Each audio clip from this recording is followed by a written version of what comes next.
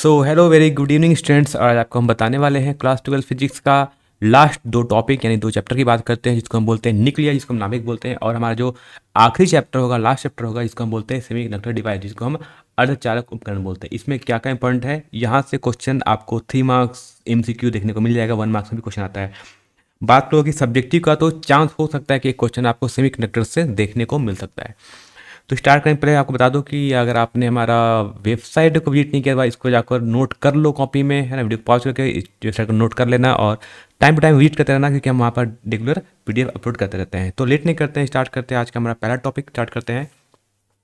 यदि हम बात करते हैं, पहले चैप्टर की बात करते हैं। जो हमारा चैप्टर होगा आज के लिए वो होगा हमारा न्यूक्लियर, जिसको हम नाभिक बोलते हैं। इसमें क्या क्या पढ़ना है आपको, पहली बात क्या करना कि न्यूक्लियंस क्या होता है ना, न्यूक्लियंस वो बोलते हैं। न्यूक्लियंस क्या करना, न्यूट्रॉन और प्रोटॉन को एक साथ हम न्यूक्लियॉन्स बोलते हैं, ठीक है। न्यूक्लियन क्या होता है, न्यूट्रॉन प्लस प्रोटॉन दोनों को ऐड कर दोगे तो क्या बन जाएगा, न्यूक्लियन बन जाएगा। तो पहला पॉइंट ये रहता है, आपसे यहाँ से MCQ पूछा जाता है, ठीक है, याद रहेगा MCQ, ठीक है, किसके लिए, न्यूक्लियॉन्स के लिए।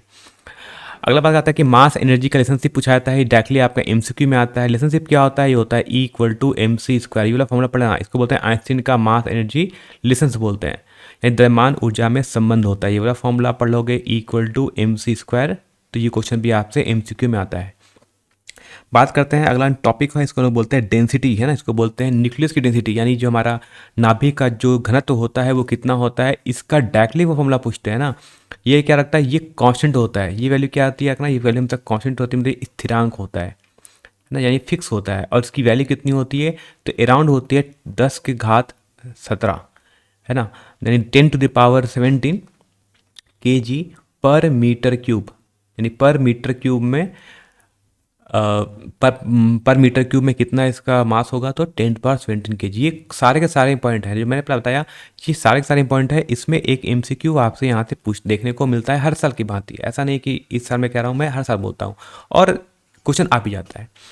बात करते हैं, अगला टॉपिक की बात करते हैं। जो टॉपिक आता है इसको लोग बोलते हैं मास डिफेक्ट। क्या बोलते हैं, इसी को बोलते हैं, तो इस चीज़ को बोलते हैं हम लोग मास डिफेक्ट, जिसको हिंदी में बोलते हैं आप द्रव्यमान दोष। क्या नहीं, द्रव्यमान दोष, द्रव्यमान दोष बोलते हैं।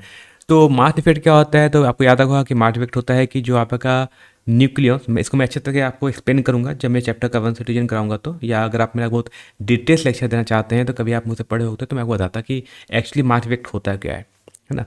तो मास डिफेक्ट क्या होता है कि शॉर्ट में बताता हूँ, तो कि न्यूट्रॉन और प्रोटॉन दोनों के मास को अलग अलग ऐड कर लो, है ना। 1 kg मास ले लो न्यूट्रॉन का, 1 kg मास ले लो प्रोटॉन का, ठीक है। कितना हो गया ऐड करने पर, अलग ऐड करने पर 2 kg होना चाहिए। लेकिन अगर आप एक न्यूक्लियस को लो, क्योंकि न्यूक्लियस में होता भी क्या है, न्यूक्लियस में तो प्रोटॉन और न्यूट्रॉन ही होते हैं। लेकिन अगर आप एक न्यूक्लियस के मास को मेजर करोगे, ठीक है, जिसमें तो उसका मास 2 kg से कम आ जाएगा। यानी अगर आपने अलग मास ऐड किया है तो 2 kg होना चाहिए, 1 kg 2 kg होना चाहिए। लेकिन अगर आप दोनों को न्यूक्लियस के अंदर डाल लो, है ना, न्यूक्लियस के अंदर दोनों मास को डालो 1 kg को, और अब न्यूक्लियस का मास मेजर करो तो ये मास कम हो जाता है, ठीक है। इसी चीज़ को बोलते हैं मास में डिफेक्ट है, यानी मास में कोई दोष आ गया, मतलब मास कुछ कम हो गया है। तो न्यूक्लियस का मास हमेशा कम होता है, किसके, प्रोटॉन और न्यूट्रॉन के मास के योग से। मतलब न्यूट्रॉन और प्रोटॉन का मास का जो एडिशन होगा वो हमेशा ज़्यादा होता है न्यूक्लियस के मास। इसको बोलते हैं मास डिफेक्ट, ठीक है। कुछ नहीं, छोटा सा फॉर्मूला मास डिफेक्ट क्या रखना, ठीक। तो मास डिफेक्ट आपसे क्या पूछा जाता है, तो यहाँ से आपसे डायरेक्टली पढ़ लेना, डेफिनेशन पढ़ लेना, ठीक है। क्या होता है, व्हाट इज मास डिफेक्ट क्या होता है, ठीक है। पढ़ लेंगे, क्या पढ़ लेंगे, मास डिफेक्ट। इससे क्या पढ़ना आपको, डेफिनेशन, है ना। तो डेफिनेशन क्या बोलते हैं हिंदी में नहीं पता है, आपको पता हो क्या पढ़ना है, इसका आपको डेफिनेशन पढ़ना, इसकी परिभाषा पढ़ लेनी है, क्या होता है मास डिफेक्ट, ठीक। अगला बात करते हैं इंपॉर्टेंट, इसके बाद बोलते हैं बाइंडिंग एनर्जी। क्या बोलते हैं, इसी को बोलते हैं बाइंडिंग एनर्जी। बाइंडिंग एनर्जी क्या होती है, तो अगला इंपॉर्टेंट टॉपिक है, इसको बोलते हैं बंधन ऊर्जा। बाइंडिंग एनर्जी क्या होती है, तो एक न्यूक्लियस के अंदर न्यूट्रॉन्स और प्रोटॉन्स को बांधने वाली जो ऊर्जा रहेगी, इसको बोलते हैं बाइंडिंग एनर्जी, है ना। या बात करो कि अगर हम दोनों को अगर हम सेपरेट करना है तो मुझे कुछ एनर्जी देना पड़ेगा। दोनों को हम चाहते हैं कि अंदर से एक न्यूक्लियस के अंदर से न्यूट्रॉन प्रोटॉन को अलग करना चाहें तो हमें कुछ ऊर्जा देनी पड़ेगी। इसी ऊर्जा को क्या बोलते हैं लोग, बाइंडिंग एनर्जी बोलते हैं। तो क्या पढ़ लेना है, इसका भी आपको पढ़ लेना, डेफिनेशन पढ़ लेना। क्या पढ़ना है, डेफिनेशन। और बाइंडिंग एनर्जी पर न्यूक्लियन से, है ना। बाइंडिंग एनर्जी आप जब पर न्यूक्लियन की बात करोगे तो यहाँ से आपकी आती है स्टेबिलिटी, यानी बाइंडिंग एनर्जी पर न्यूक्लियन जितना ज़्यादा होगा वो उतना ज़्यादा स्टेबल न्यूक्लियर होगा, ठीक। यहाँ पर इसका एक आप चाहते हैं ग्राफ लिख लेना, बाइंडिंग एनर्जी, है ना। एक ग्राफ भी आता है यहाँ पर, जैक बोर्ड तो कहीं पूछा नहीं है, लेकिन कब दिमाग खराब हो जाए, कुछ हो जाए तो ग्राफ पूछा सकता है। तो ग्राफ एक सिंपल सा ग्राफ है, ऐसे याद रखना, ठीक है, ग्राफ कुछ ऐसा बनता है, ऐसे। ठीक है, इसको बोलते हैं लोग बाइंडिंग एनर्जी पर न्यूक्लियन। ए मतलब होता है टोटल नंबर ऑफ न्यूक्लियन, मतलब न्यूट्रॉन और प्रोटॉन की संख्या। इधर ए का मतलब होता है मास, द्रव्यमान संख्या, जिसको लोग मास नंबर बोलते हैं। ठीक है, याद रखना। तो एक ग्राफ बना होता है, इसको बोलते हैं ग्राफ। इस ग्राफ को याद रखना और कुछ नहीं। ठीक है, फिर अगला टॉपिक की बात करते हैं, इसको लोग बोलते हैं न्यूक्लियर फ्यूजन और न्यूक्लियर फिशन, जिसको हम हिंदी बोलते हैं परमाणु संलयन और परमाणु विखंडन। ये भी क्वेश्चन 3 मार्क्स वाले है ना, ये सारे क्वेश्चन कितने हैं, 3 मार्क्स के में आते हैं। ठीक है, 3 मार्क्स में आता है। इनको ही हो तो ये दोनों में हो सकता है एक साथ पूछा जाए, तो 3 मार्क्स में एक साथ पूछा जाता है, नहीं तो ये 1 मार्क्स में भी पूछा जा सकता है क्वेश्चन। ठीक है, तो न्यूक्लियर फ्यूजन क्या होता है, न्यूक्लियर फिशन क्या होता है, इसको पढ़ लेना। छोटा सा डेफिनेशन होता है, यानी इसका आपको भी परिभाषा ही पढ़नी है, कुछ खास पढ़ना नहीं है, क्योंकि चैप्टर से बहुत खास पूछा जाता नहीं है। बात समझ आ गया, यानी परिभाषा मतलब इसको डेफिनेशन पढ़ लेके चले जाना। ठीक है, क्या पढ़ना आपको, परिभाषा मतलब इसका डेफिनेशन पढ़ के चले जाना, क्या होता है अच्छे तरीके से। ठीक है, छोटा टॉपिक है, 5 मार्क्स का क्वेश्चन यहाँ से आप भी देखने को मिल जाता है। रेडियो एक्टिव लॉ को पढ़ लोगे तो सिर्फ लॉ पढ़ लेना, what is reactive activity law क्या होता है। इसमें अल्फा बीटा और गामा होता है, रे निकलती है तो पढ़ लेना what is alpha beta and gamma. इसका फॉर्मूला वगैरह कुछ पढ़ना नहीं, क्योंकि ये सिलेबस में नहीं है, तो only alpha beta gamma ray के बारे में पढ़ लेना, यानी इतनी जो विकिरणी होती है जब रेडियो एक्टिव होता है तो, है ना। तो इसका आप डेफिनेशन पढ़ लेना, बस इतना ही कुछ है जो आपसे पूछा जाएगा, बाकी इससे कुछ खास पूछा नहीं जाता है। बात करते हैं अगला चैप्टर की बात करते हैं, इसको बोलते हैं सेमीकंडक्टर डिवाइसेस, जिसको हम लोग बोलते हैं अर्धचालक और यंत्र बोलते हैं ना, और मशीन बोलते हैं। इस चैप्टर से बात करें, सबसे पहला इंपॉर्टेंट क्वेश्चन आता है, वो आपका आता है एनर्जी बैंड डायग्राम, है ना, यानी ऊर्जा बैंड का आरेख आता है। इस चीज़ को आपको पढ़ के जाना है अच्छे तरीके से। ठीक है, तो ये क्वेश्चन इंपॉर्टेंट रहता है, ये क्वेश्चन आपसे 3 मार्क्स में आता है। क्वेश्चन कहाँ आता है, क्वेश्चन आपका 3 मार्क्स में आता है। ठीक है, कितना आता है, 3 मार्क्स में क्वेश्चन आता है। एनसीईआरटी में गिवन है, जब मैं कराऊंगा 1 डिवीजन तो वहाँ भी आपको देखने को मिल जाएगा चीज़ें। ठीक है, किस किस के लिए पढ़ना है, तो पहला पढ़ना है आपको एक कंडक्टर्स के लिए पढ़ लेना, जिसको हम लोग बोलते हैं चालक बोलते हैं। दूसरा पढ़ लेना आप एक सेमीकंडक्टर के लिए, जिसको हम लोग अर्धचालक बोलते हैं। और तीसरा बोलता है, इसको हम बोलते हैं इंसुलेटर, जिसको हम कुचालक बोलते हैं। देखो याद रखो, ये स्पेशली मैं झारखंड बोर्ड के लिए बताता हूँ, है ना, ऐसा नहीं कि मैं सीबीएसई बोर्ड बता रहा हूँ, मैं स्पेशली झारखंड बोर्ड के लिए बता रहा हूँ, इसलिए आपको स्पेसिफिक, है ना, स्पेसिफिक मतलब स्पेशली झारखंड बोर्ड के लिए स्पेशल है। और साथ में आप थोड़ा सा आप करोगे तो बिहार और यूपी बोर्ड भी ऐसा ही क्वेश्चन आता है। सीबीएसई बोर्ड का पैटर्न अलग होता है, जो अदर यूट्यूब चैनल वाले आप देखोगे बड़ा बड़ा, वो मैक्सिमम लोग सीबीएसई बताते हैं, सीबीएसई का पैटर्न थोड़ा अलग होता है पूछने का तरीका। जैक बनता तो हमसे इतना ही पूछा जाता है। तो आप चीज़ ये पढ़ लोगे। अगली बात आते हैं इंपॉर्टेंट बात, तो हम वो बोलते हैं मैं आपको क्या पढ़ना है, तो इसमें पढ़ना आप एक कंसेप्ट ऑफ होल्स, है ना, कि यानी कोटर की अवधारणा, कोटर क्या होते हैं, है ना, कोटर क्या होते हैं पढ़ लें थोड़ा, भाई कोटर क्या होते हैं। ठीक है, इसके बाद आपको 2 टाइप के सेमी कंडक्टर्स होते हैं, को बोलते हैं इंट्रिंसिक बोलते हैं, और एक को बोलते हैं एक्सट्रिंसिक सेमी कंडक्टर, मतलब इसको मिलते हैं नैच और बाह्य अर्धचालक, है ना। इंट्रिंसिक को बोलते हैं नैच, जिसको शुद्ध अर्धचालक होता है, और एक्सट्रिंसिक को बोलते हैं बाह्य अर्धचालक बोलते हैं। इसका भी क्या पढ़ना, ये क्वेश्चन भी आपसे आएगा तो 3 मार्क्स में आता है, यानी यहाँ से जो मैक्सिमम क्वेश्चन देखने को मिलेगा वो आपको 3 मार्क्स में देखने को मिलता है। तो यहाँ से कितना आएगा, वो 3 मार्क्स का क्वेश्चन आएगा। ठीक है, और 3 मार्क्स में क्या आएगा बता देता हूँ आपको, तो 3 मार्क्स में आएगा तो आपका बस ये आता है एक्सट्रिंसिक और एक्सट्रिंसिक, है ना, ये क्वेश्चन आता है 3 मार्क्स में। तो कंसेप्ट ऑफ होल से क्या आता है, इससे क्वेश्चन आता है 1 मार्क्स का। तो यहाँ से जो आएगा वो सिर्फ होगा 1 मार्क्स का क्वेश्चन, क्या होगा, कंसेप्ट ऑफ होल से, यानी क्या होते हैं होल्स, होल्स क्या होते हैं, है ना, इस पर चार्ज कैसा होता है, इसको हम लोग ऐसे हम लोग बोलते हैं पॉजिटिव चार्ज होता है, ये चीज़ पढ़ लेना ऐसे, और कोई खास पढ़ने की जरूरत नहीं है। अगला टॉपिक आता है इंपॉर्टेंट, इसको बोलते हैं हम लोग इंपॉर्टेंट टॉपिक की बात करते हैं, तो हमारा होता है एन टाइप और पी टाइप सेमीकंडक्टर। ये क्वेश्चन भी आएगा आपसे, वो 3 मार्क्स का पूछा जाएगा कि ये देखो, ये एक्सट्रिंसिक सेमीकंडक्टर होते हैं, यानी जो बाह्य अर्धचालक होते हैं वो 2 प्रकार के होते हैं, पहला को बोलते हैं एन टाइप, दूसरे को बोलते हैं पी टाइप।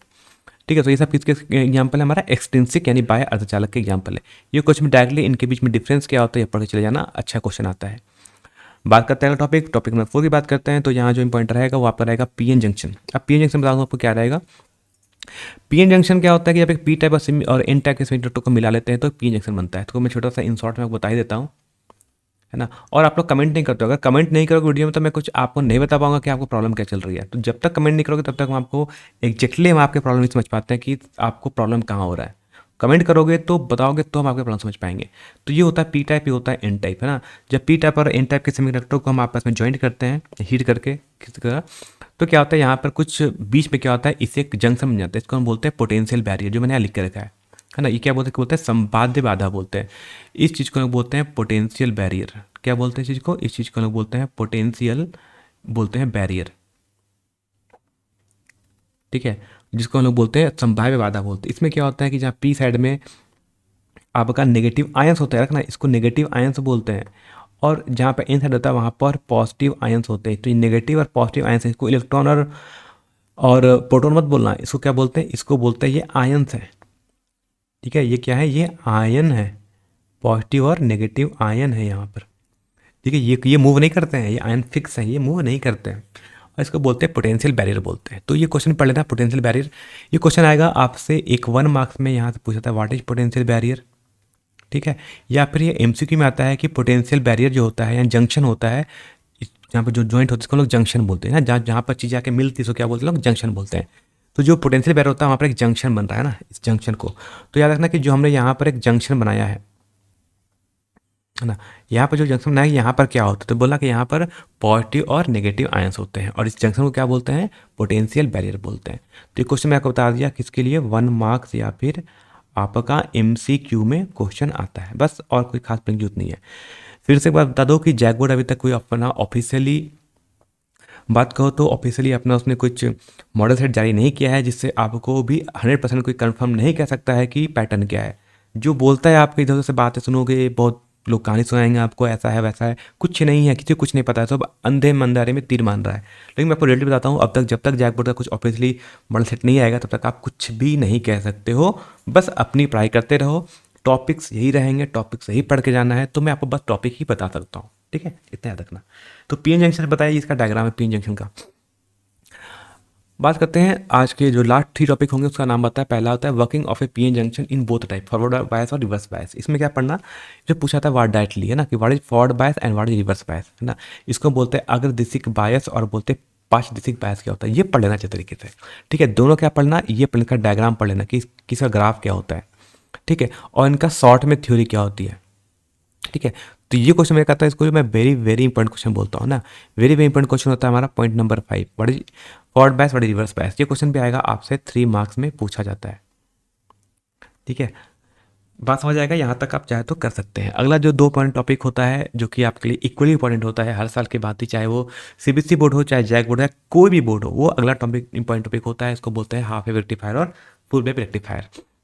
ठीक है, मैं बताइए बाकी फॉरवर्ड बायस में रिवर्स बायस में दोनों में अंतर क्या क्या होता है, ये पढ़ लेना, है ना। फॉरवर्ड बायस में मिली एम्पियर करंट फ्लो करता है, इसमें जो करंट फ्लो करेगा उसमें वो मिली एम्पियर करंट फ्लो करता है, और रिवर्स बायस में करंट फ्लो करता है वो माइक्रो एम्पियर का फ्लो करता है। इसको पढ़ लेना, ये एमसीक्यू में पूछा जाता है डायरेक्टली। ठीक है, तो ये पॉइंट पढ़ लेना, फॉरवर्ड बायस में मिली एम्पियर करंट फ्लो करता है और रिवर्स बायस में माइक्रो एम्पियर का करंट फ्लो करता है, मतलब रिवर्स बायस में बहुत ही कम करंट फ्लो करता है। बात करते हैं पॉइंट नंबर 6, जिसको बोलते हैं हाफ वेव रेक्टिफायर और फुल वेव रेक्टिफायर, जिसको बोलते हैं अर्ध तरंग दृष्टिकारी, और फुल वेव रेक्टिफायर को बोलते हैं लोग पूर्ण तरंग दृष्टिकारी बोलते हैं। ठीक है, दोनों का ग्राफ पढ़ लेना, दोनों का कार्य कैसे करता है, दोनों का डायग्राम पढ़ लीजिएगा, और पढ़ लेना इसके बारे में इसका आउटपुट वेव फॉर्म कैसे बनता है ना, वेव फॉर्म इनपुट और आउटपुट का कैसा वेव फॉर्म बनता है, इसको पढ़ लेना है।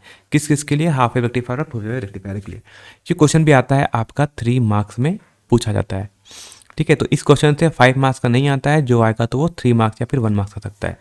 अगर जैकबोर्ड का अगर कुछ प्लान अलग होगा, कुछ मॉडल से चेंज करेगा, तो इसी में से वो मिक्सअप करके कुछ 5 क्वेश्चन के कोई पूछ सकता है। याद पढ़ना, इसमें चीज़ आप पढ़ लेना, जो आपको नहीं बताया वो पढ़ लेना, आपको रेक्टिफायर क्या होता है ना। तो रेक्टिफायर क्या होता है, तो याद रखना कि एसी करंट को डीसी करंट में चेंज करने के लिए जिस डिवाइस का यूज करते हैं उसको हम लोग रेक्टिफायर बोलते हैं। क्या बोलते हैं, रेक्टिफायर बोलते हैं, जिसको हम लोग हिंदी में बोलते हैं दृष्टिकारी बोलते हैं। क्या बोलते हैं, दृष्टिकारी। ठीक है, तो ये क्या करता है, ये एसी को डीसी में कन्वर्ट करता है, मतलब जो एसी करंट आएगा, एसी को एसी होगा कन्वर्ट हो जाए किस में, डीसी में। ठीक है, इसको क्या बोलते हैं, इसको लोग बोलते हैं रेक्टिफायर बोलते हैं। तो ये पढ़ लेना। ठीक है, ये क्वेश्चन आता है डायरेक्टली आपको एमसीक्यू पूछा जाता है कि जो एसी को डीसी में कन्वर्ट करे, ऐसे डिवाइस को क्या बोलते हैं हम लोग, तो ऐसे डिवाइस को हम लोग रेक्टिफायर बोलते हैं। इंपॉर्टेंट क्वेश्चन है एमसीक्यू के लिए। तो बाकी इतना ही था, बाकी कुछ इंपॉइंट होगा तो जब हम आपको 1 से डिवीजन कराएंगे तो आपको बता देंगे। बाकी केमिस्ट्री और अदर सब्जेक्ट का भी हम जल्दी ही वीडियो लाएंगे और आपको डिटेल सॉल्यूशन बताएंगे, तो वेट कहीं जाने की जरूरत नहीं है। जितना इंपॉइंट होगा चैप्टर बाय चैप्टर वो भी आपको हम केमिस्ट्री में जल्द ही बता देंगे। तो ठीक है, आज के लिए इतना ही रखते हैं। बाकी आपको सारा डिस्क्रिप्शन मिल जाएगा लिंक का, वहाँ पर आप जाकर फॉलो कर सकते हो। जो आपको आप जो प्लेटफॉर्म यूज करते हैं सोशल मीडिया का यूज करते हैं तो अच्छा बात है, कर लेना, ज़्यादा टाइम पास मत करना सोशल मीडिया पे, है ना। बाकी जब जब कुछ अपडेट्स आएगा हम आपको बताते रहेंगे। और हाँ, ये बात कि अगर आपको कुछ भी डाउनलोड करना है तो पीडीएफ के लिए मैंने बता दिया, हमारा वेबसाइट पे आप जाकर डाउनलोड कर सकते हो। कुछ पीडीएफ होता है जो कि हम आपको टेलीग्राम में भी अपलोड करते रहते हैं। बाकी फीस पढ़ना हो तो फीस अभिजीत सिंह चैनल पढ़ा है, यहाँ आपको चैनल को सब्सक्राइब कर दो, इतना ही आपसे रिक्वेस्ट करते हैं। और तो कुछ हम कोई रिक्वेस्ट करते नहीं है ना, कोई हमारा कोई कोर्स तो है नहीं कि आपको कोर्स परचेज कर लो, कुछ नहीं है। जो करना है यही से करना है। ठीक है, तो आज के लिए इतना ही रखते हैं, बाकी हम लोग फिर से मिलते हैं नेक्स्ट वीडियो में। तब तक के लिए आप सभी को बाय बाय।